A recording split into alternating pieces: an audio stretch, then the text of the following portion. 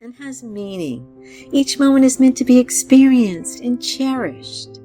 Welcome to Anxiety Simplified Podcast. I'm Joanne Williams, and I'm going to share ways to refocus this anxiety energy to a more productive and effective way to go through life.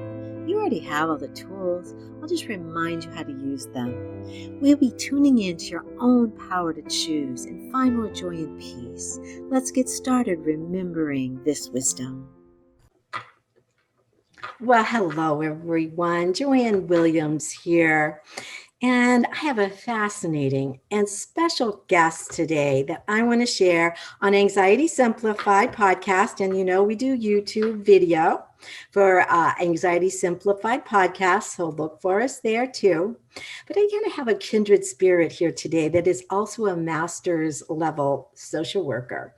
And Jack got his master's degree from Columbia University. And he has worked in many interesting positions that I want to share with you today because I think they're going to be super informative. And so I'm going to introduce him in a minute. But I want to summarize some of the topics we're going to talk about today. And one of them is living authentically in the skin you're in, as he is living openly as a transgender man.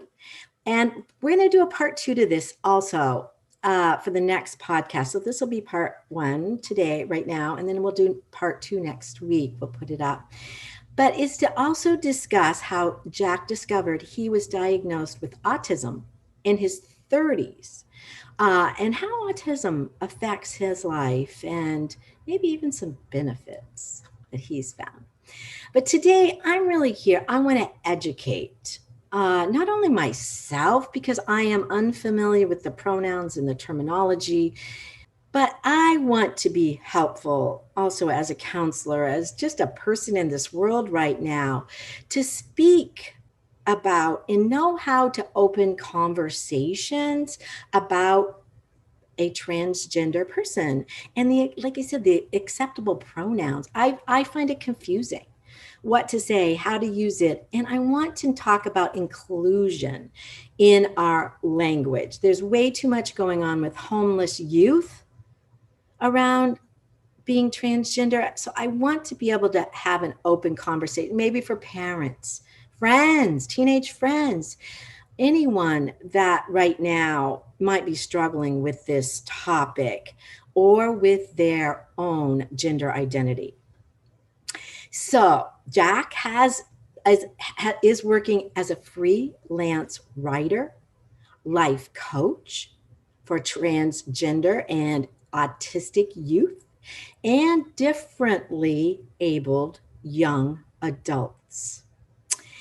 Through his writing and individual and group coaching. So at the end, we're going to tell you how to find Jack so that if you have some questions, you want to join some of what he's doing, we want to make sure you find him. And he has worked at the Center for Alternative Sentencing for case management with pretrial clients as an alternative to bail program. And today's question of the day is, with your experience working with transgender youth, how can our listeners really help to understand what our transgender youth are going through, maybe their parents are going through, and ways to increase this understanding and provide more support? So let's introduce Jack Ori. I see his kitty cat is with us. You can't see that on the podcast, but on YouTube you will. But he has also authored the book Reinventing Hannah, and he works to empower youth to live authentically. So Jack, so nice to have you here. And I just want you to start and just tell us a little bit more about yourself and really how you have learned to live authentically. So maybe our listeners can really learn some skills also on how to live authentically. So welcome. Great. Thanks so much for having me, Joanne. Yeah, so as you mentioned, I am transgender and I have autism, and I actually discovered both of these things when I was in my 30s. So the story I always like to tell is that I pretty much had a normal childhood, except I had these feelings like I'm not a girl, I'm a boy. And as a kid, I always felt like what's wrong with me because I didn't have the language. I grew up in the 80s and 90s and there wasn't that much as much awareness as there is now. So, as a child, when I felt like I was not a girl, there was no real language to say. I didn't even know there was a word for that. And it was confusing to me because, when you're a kid, you figure the adults in your life know what they're talking Right. about, right? So for me as a child, when the adults, everyone was telling me I was a girl, so I figured something's wrong with me because I keep forgetting that I'm not a boy, kind of thing. Because you And felt it. Like you felt like a boy. Tell me yeah, more about what that feels like. it's hard to explain because it's just like this felt Yeah, sense inside that I sense. I would, and there would be little things like, for example, I would be thinking about when I grew up, and I would be thinking about what kind of beard I wanted to have, which you can see I have one. But as a child, I would be thinking that, and I would have to be like, "Oh yeah, I'm a girl. That's not going to happen." Um, so it was things like that that So did did so Jack, natural. can I ask? So you would literally, I feel like I'm dyslexic and I don't know left from right sometimes. And I literally have to think, or I used to wear a watch on my left hand. So I'd go, oh no, this is my left hand or left side. So you literally had to think through in your mind that you aren't a girl. Right. You had to like Right, yeah, with like consciously. that whole like conscious kind of thing, like I would have to try to remind myself of things like I'm not going to grow facial hair when I grow up and those kinds of things. And the other thing that's very difficult was that I was naturally drawn to playing with other boys, but because when you get to about third, fourth grade, there's this division where boys want to play with boys and girls want to play with girls, and the opposite sex is icky, and that created a problem because it was like in the lower grades, I was friends mostly with boys. By the time we get to fourth grade, they didn't want anything to do with me because they saw me as a girl for the most part, and then a lot of times I didn't really connect with girls because I was too masculine for the girl. Right. So it made it very difficult. I did have one friend who was a boy, and unfortunately, that created a dynamic where we would get bullied over it, and kids would be like, early as fourth grade, why are you going on the bus? Oh, I'm going to Paul's house. Oh, ooh, bedroom kind of thing. Like they would like assume he was my boyfriend. So I think as you're saying this, I can hear people suggesting that then that makes you a gay person. And I mean, you're talking very young, so it might not be them, but I can just hear this question. And can you differentiate that? Yeah. That, So I think this is something that can be confusing for a lot of people because remember that terms like gay and straight have to do with your sexual orientation. So if you are attracted to the same gender as you are, then you're gay. So that can be confusing because for me, before I transitioned, when I was seen as a girl, if I was attracted to boys, I would be straight. But if I transition and I'm still attracted to boys, then I would be gay, kind of thing, which is in itself a misnomer because it's not that I was a girl and I became a boy. It was that I began living openly as who I but it was. was how you felt Right, inside. It's not about your sexual right, preference or your orientation about living in a certain way. So that's part of the difference. Is that right. correct? Yeah, I would say so because your feeling inside is like, there's a saying in the trans community gender is between the ears, not between the legs. So Ah, because there are all kinds of trans people. Some people have surgeries and things to make their body more like the gender they identify with. Some people don't. I'm on testosterone. I'm not planning on having any surgeries. Okay. And So and can I make another distinction here? Because, and then there is what has been called cross dressers, are transvestites. right. And that distinction, I think, is another one that can be Right. confusing. It can be confusing because a cross dresser is someone who identifies as one gender and dresses as another. So, for Oh, example, somebody who is what you call a drag queen yeah. might be somebody who identifies as a man, but they wear clothes that are traditionally considered women's clothes. And then the issue gets further confused by the fact that in our society, a woman can dress the way I'm dressing right now, right? Like with a shirt, with a male shirt and pants, nobody cares. But Right. if I Man does it. were to wear looking just like this with a long beard and everything and to wear a dress, people are like funny about that.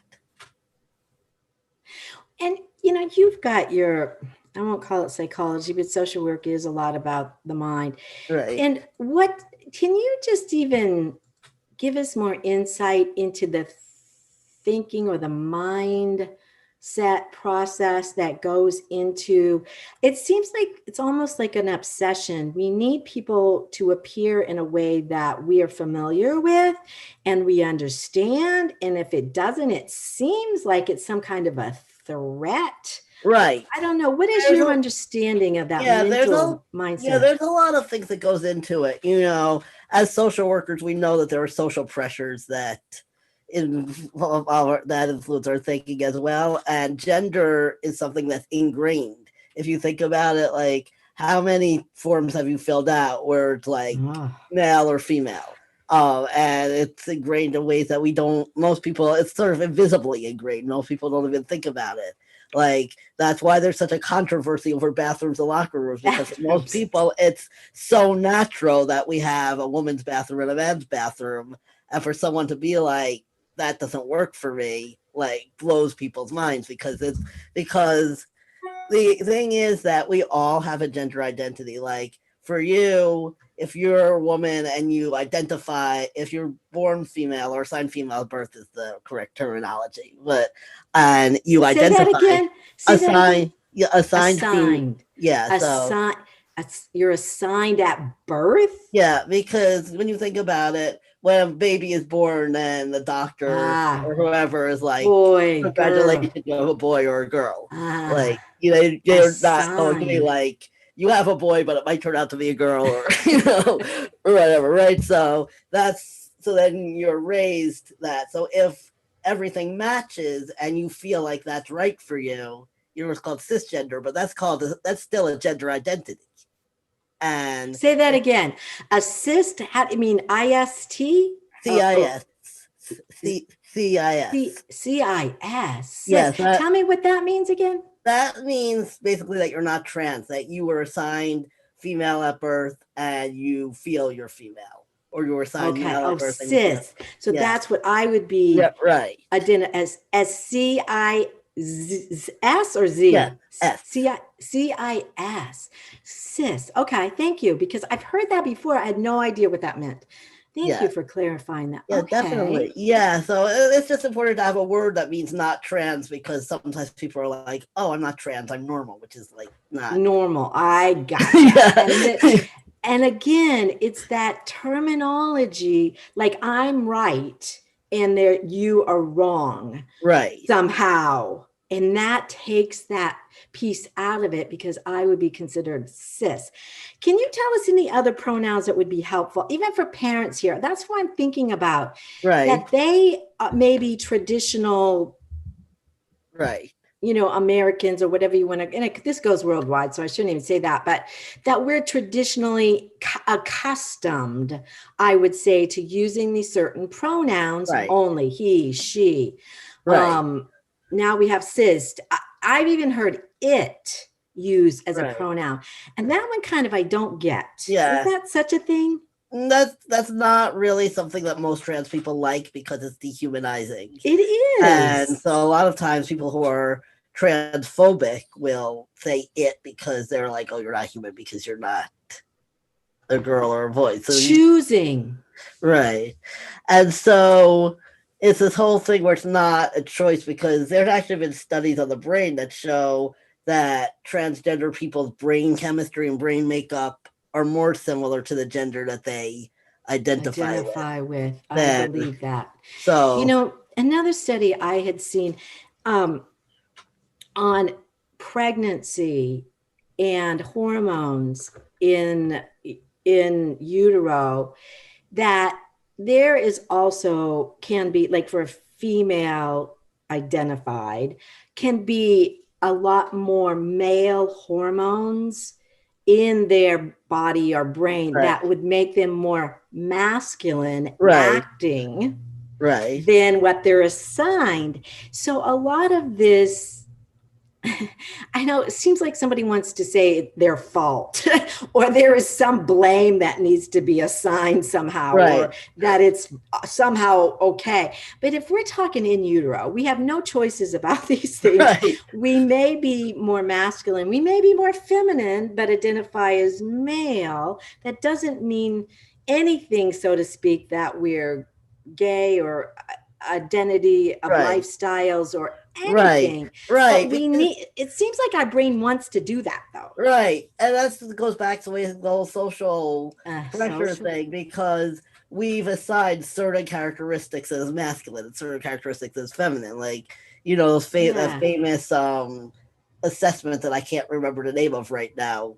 The assign Myers people. Briggs? No, there's one No. for like gender where it's like, Oh, gender. where it's like, is your personality more masculine, feminine, or Ah, androgynous? I can't remember the name of it. I'm blanking on the okay. name of it. But anyway, the point is that as a society, we've decided certain things Yeah. are attached to masculinity and certain things are attached to femininity. And that's like one of the issues that we grapple with as a society. Because you see like double standards, like if a woman in the public eye, um, like not to get too political, but you even saw this at the debate at the vice presidential debate, that a lot of the commentary was around should Kamala Harris be as aggressive as Mike Pence.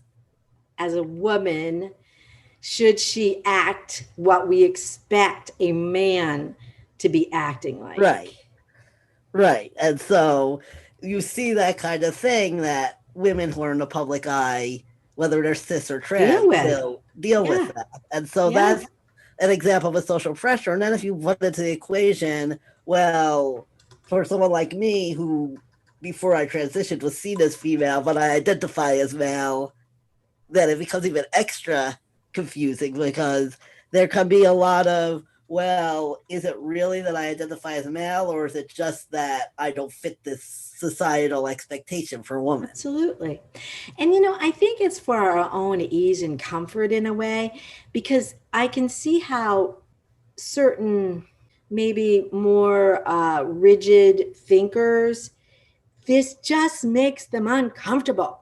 I want Right. things to be normal. I don't want to have to feel something I'm not familiar with. I can just kind Right. of feel And that. right. And we've got this whole society set up where and our brains like labels, right? Our brains like to put things into boxes. And so for some people it's like, wait, if you're saying there's really no such thing as masculinity and femininity, and that it's all Ooh, self-defined, that ooh, what happens? And everything's gonna fall apart. And that gives them anxiety. yes. And we haven't discussed anxiety, and it's anxiety simplified. How has your anxiety been affected by this?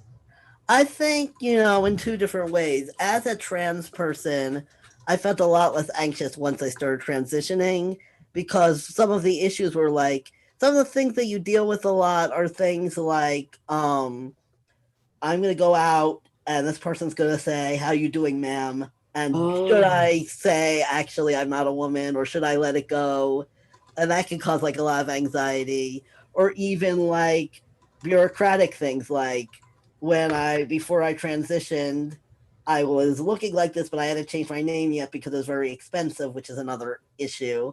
And I got jury duty notice under my old name. And I was like very nervous about what am I going to do? I'm going to go there with a female name and looking Male. like looking now, what's going to happen? Are the going to accept it? That kind of thing. So that's all that can be very anxiety producing because just doing normal everyday things, like you feel like, how much should I explain? Do I explain this? And, Well, and then what about your parents? I mean, that's a so whole nother yeah, issue. yeah, and that's one of the reasons that I coach parents a lot is because one of the things that I learned because my parents are very supportive.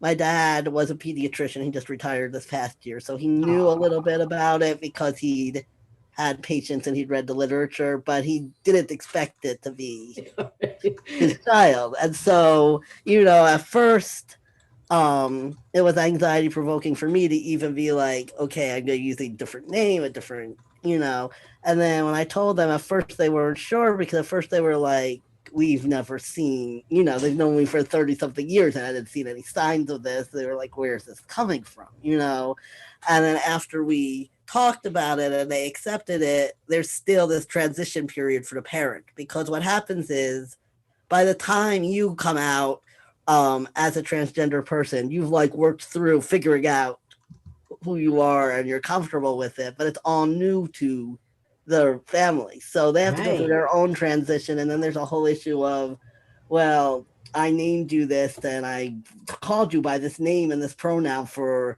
20, 30, 40 years. And now it's like I have to learn a completely new way to talk to it about my child that can And they kind of have to come out to their friends and right and decide also. whether to or whether not Uh-huh. to because sometimes they don't. Like I think one of the stories I tell is that my mom never really officially told one of her friends, and one day I was going out to a violin lesson and her friend had just come to pick her up and her friend saw me and thought I was my brother. She called me over to say hello, so I wasn't going to ignore her. And so I just like I told her, and she called me by my brother's name. And I said no, and she said, "Oh, I'm. Who are you?" Like she was confused. She thought maybe I was a worker that she thought was my brother or something. And so I told her, you used to know me as my old name. And she said, "Oh," and she was like, "Are you happy now?" And I said, "Yes." And she said, "I'm so glad." And that was Oh. the end of it. But then I felt bad because I was like, I don't want my mom to feel awkward, and that kind of thing. But it all like ended up being fine. But those are the kinds of awkward kinds of situations where you're like, I don't really know what to do because I don't want to ignore this person I've known my whole life, but I don't think they know. And your mother hadn't had the chance or the whatever to Right. be able to explain it to her Right. friend.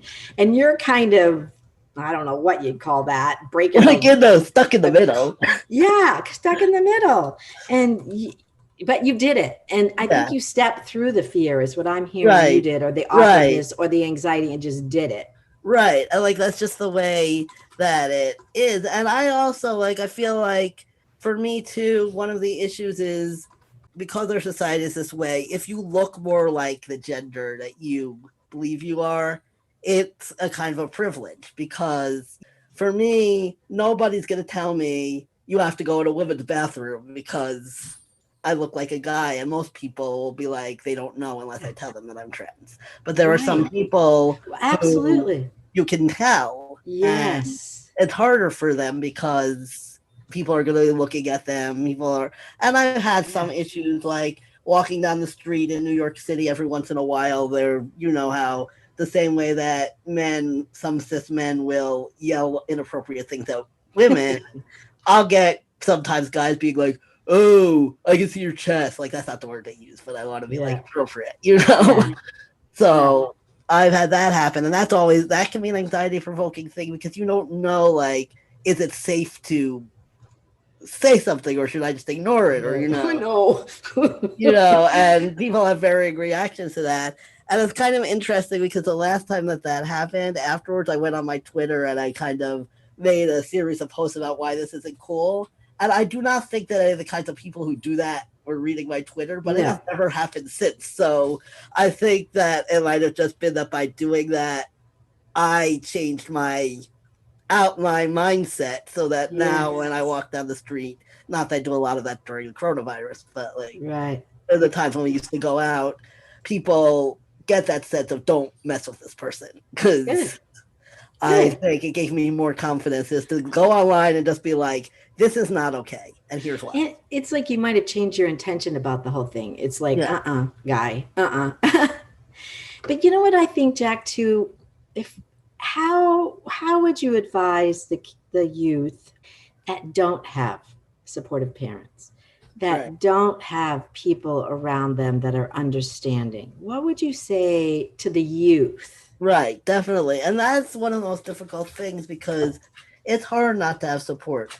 And I used to be a crisis worker on the Trevor Project, which is an LGBT crisis line, and people would call in with that issue.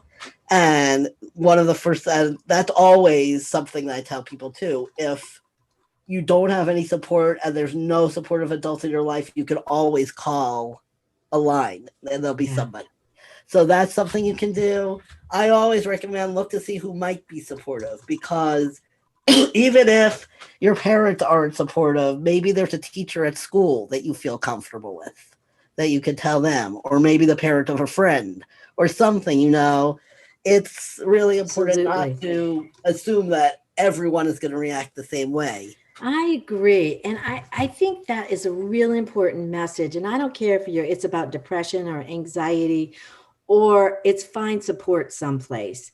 And I did this thing the other day on another podcast, but it was like 10 things I wish my uh, older self or somebody had told my younger self. And one of them was find a cheerleader in your life that is supportive, that will be there, that you can no, you can do anything and say anything to, and you feel good about yourself. I think it's critical. And I can't remember the study, but it was one that just talked about just having one important person in your life is enough. Yeah, it is. And studies have shown, especially with the LGBT community, where we have unfortunately, a very high suicide rate, especially among transgender people. The rate is like 40% or more. That just having one supportive adult in your life makes all the difference. And, of course, I will also plug myself and say that if you have if you need that supportive adult in your life, that's one part of what I do as a coach. You know, I'm Good. there to support young people and their parents. I have had some of my favorite calls when I used to work for Trevor were parents who would call in and say, my child just said they're a boy or they're a girl. What do I do? And I loved those calls because the first thing I would always say is, first of all, thank you for being so supportive of your Yeah. child that you're calling, because there are so many parents who would not do that. There are so many parents who would say this is not acceptable and not be there for their child. Yeah. So that was always the first thing I said was, thank you for caring so much that you want to get this right. And then we would talk through it. And I think for parents in particular, like I said earlier, one of the big issues is the pronouns, because there are a lot of times I think the parents will approach it this way. My daughter told me she's a boy and she is upset and and it's like and I think that's very difficult for the parent because they're still they're used to their child It's being a a girl. habit, And yeah, too, and it's and changing a that was habit. an issue with my parents too. It took them a while, and sometimes even now, like, and it's been 7 years, but every once in a while, my parents will say she, and it's not a big Yeah. deal for me at this point because I'm just like Yeah. whatever. But when I think also when you're first transitioning, you're more fragile about it because you're In so the used beginning. to everybody seeing Yeah. you the wrong way that it's like, would you call me by the name and the pronoun that I want? Absolutely. I mean, you need that, you know, validation Right. in the beginning. Right. Absolutely. Yeah. So one of Yeah. the things that I tell parents a lot is Uh-huh. we'll talk about the issues, and a lot of times I'll try to not use a pronouns at all when I'm talking to them. At first, I'll say Ah, your child because I want to get them off the she. or he track. And then as we're talking, after a while, after I've developed rapport, I might say, what would you think about calling, and I might use the child's name. So I might say, what would you think about calling Brian by the name that they've chosen? Or what would you think about calling Brian by these pronouns? And sometimes, one of the interesting things is sometimes a parent will say, I'll be willing to do that when my husband isn't around because he's not accepting, or something like that. And that's the other thing, is that the parents might not always be in the same place with this. Right. And At the same so time. Yeah. when I talk to a transgender person who's thinking about coming out, another good question I always ask them is, which of your parents do you think would be more comfortable with this? So Oh, instead of thinking, let me come out to my parents, let me come out to the whole world, together. yeah, Yeah. think about, because if you can get your mom or your dad, one of them on your side, then they might be able to talk to the other one and be like, look, I can see how important this is to our child. I can Yeah. see how important this is. I really wish you would make an effort to do this. Yeah.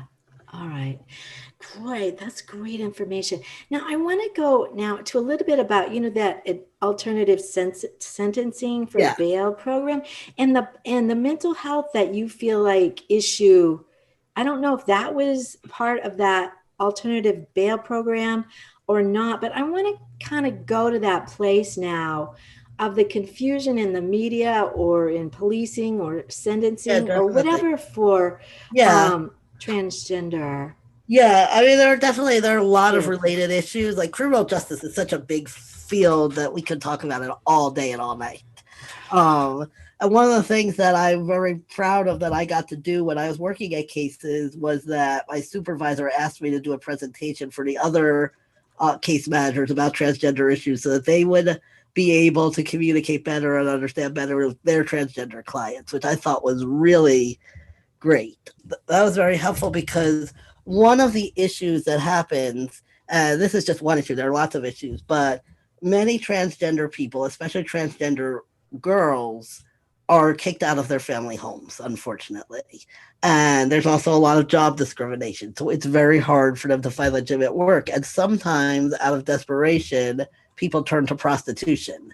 And they're like, this is the only way I can make money is by selling my body to people who, and with that being illegal, then they end up getting arrested. And when they get arrested, there are issues because currently most jails and our legal system is separated by gender. So if your driver's license says male, you're going to be thrown in with men, which creates, as you can imagine, a lot of problems.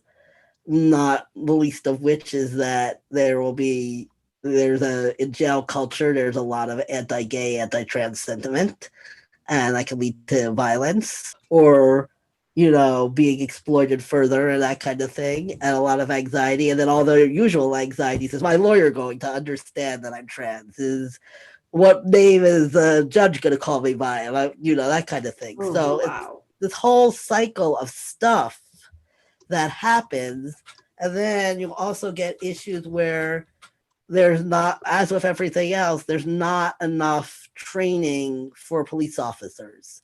And so, when I worked on Trevor, sometimes we would get someone who was transgender who was actively suicidal. And our line was nationwide. So we would have to call police departments in all 50 states if somebody, we had a whole process. If somebody called in and they were like, I'm going to kill myself, we would have to go through the whole evaluation of, do you have a plan?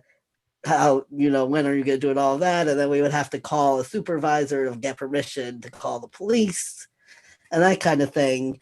And some of the issues we came up with was sometimes, depending on the police officer, they might not be sensitive to trans issues. And they might say something so like, oh, so one of those cross dressers is in a hotel somewhere, and they might not, or they might not make it a priority, or something. And in addition to that, there's a whole issue of police not being trained to deal with mental health to begin with. So one of the issues I had one time was I called because somebody on the line was suicidal, and when the police officer got to the person's location, I heard them say to the officer, I'm okay now, I'm on the phone with the crisis worker. The officer was then yeah, I know they called us, which, completely destroyed the Oh, rapport that I had with the person. The police officers are trained to taking criminals. So when you have someone who's suicidal and they treat them like a criminal, that's not the right match. So that can be a problem because that police officer came there was just basically like, get off the phone, you're coming with me kind of thing. Which, they you know, have kind of agenda when they're going in that they deal with criminals, yeah, and then they're not trained to understand that they're now dealing with a mental health crisis, right, because like we had to go to school for 6 years, and then I right, went additionally 2 more years to get licensed to counsel and state boards for 4 hours. And I think, as I understand it, police officers may do 6 months. right. I mean, Mm, there are some who will get a full criminal justice degree, but they don't have to. right. And even So with there's that, I don't big think, disparity. yeah, Wow. there's a big disparity. And then there's the fact that some transgender people may have had negative experiences Oh, sure. or may not be comfortable with police officers. So even if the police officer is doing everything right, quote unquote, the person might be more traumatized because they had a bad experience with a different police officer in the past. And it's the trauma, the past trauma issues, even being triggered, and they don't see that. They Right. just see this presentation of somebody out of control, or resisting, or not cooperating, but not Right. seeing this person that's body is trying to shut down and not do these things, Right. but they got 40 things going on in their mind of fear. Right. And then there's also, on top of all that, there's the issue of what if it was like the situation I was in when I got jury duty, where I had a female Yeah. name and looked like this. A police officer, when they asked for ID, you don't know how they're going to react because they might be like, is this you? Is this a stolen ID? They might not recognize as the same person. They might be like, what's going on here? Why do you have a female name and picture on your ID and you look like this? Or. Oh my goodness. There is a lot of issues, Jack, that I am hearing about. But we do need to wrap this up. And I think we could go on and on. And I really hope some parents and youth have gotten some things out of this today that they can use in their life today. So I'm wondering if you could, number one, kind of tell us any last thoughts, and then how can somebody get a hold of you if they do want to go to your groups or be part of something that you're doing? Yeah, definitely. The last thing that I always want to tell people is that there are positives to who you are, no matter who you are, no matter how hard your life is. There are positives, and one of the things I like to do is help people find those treasures that are buried within. So I want everyone, there's no situation that's hopeless, no matter how hopeless it feels. And if you want to get a hold of me, I'm all over the internet, but the best way is to go to my website is jackaori.com. And if you go to my website, jackaori.com/love standing out, right now I have a free guide for teenagers, 6 ways for teens who can't blend in to start loving standing out right now, that Yes. I think you might find helpful. And all you have to do is go there, put in your email address, and you will be able to download that guide. All right. And I'm going to make sure that's in the show notes, but I'm going to repeat that just because I want to make sure I get it right. And it's Jack, Jack, and then A is in Apple, ORI.com Right. /love, LOVE, standing, STANDING, out, standing out. Yes. All one word, all Yes. together. Okay, Yes. great. That's wonderful. Oh, I love this, Jack. So I'm going to just say goodbye for a moment, because I do want to continue this talk, but it will be part two with Jack. And I really, really appreciate this information. And you also can see this on anxietysimplified.net. And if Jack has any other resources, I'm happy to put it on my side as well. So just more people can find it easily. We want to be a place that people can find free resources, ways to help in any way for a parent. And I bet I'm going to ask Jack right now that he works on a guide for parents too, so that they can be guided through this. And I've got to say too, Jack, I've got to hand it to your parents that they were able to guide you in this way, that you, even after 7 years, can be talking like you do and sharing like you are and writing all these things. They have to be pretty incredible parents. So thank them also. Awesome. All right, we will, in our next, like I said, our next podcast will be with Jack, a bit about autism and some of the early signs for it. So for another day, bye for now. Thank you for listening. Please support our podcast by rating, reviewing, and subscribing. Please, to show your support. And remember to use and practice a skill we shared today to feel the joys of life. Remember, you can always call us 760-485-6784 for that free 10-minute consultation where we can discuss your next step. Or you can go to our website at anxietysimplified.net for more on how to get certified for an emotional support animal today. And remember to share the love.